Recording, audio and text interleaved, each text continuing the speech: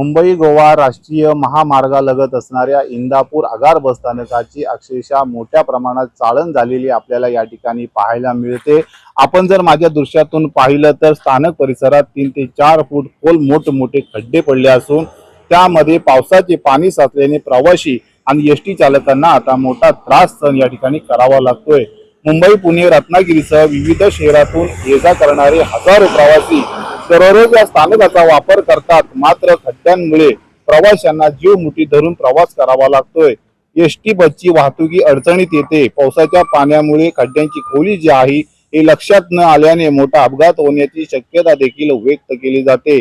इतकी गंभीर परिस्थिती निर्माण होऊनही एसटी प्रशासन आणि संबंधित यंत्रणा याकडे दुर्लक्ष का करतोय असा आरोप देखील प्रवासी वर्ग करतायत।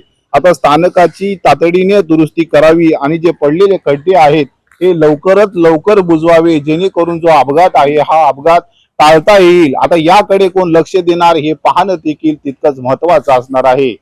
नितेश लोखंडे, LS मराठी, रायगड।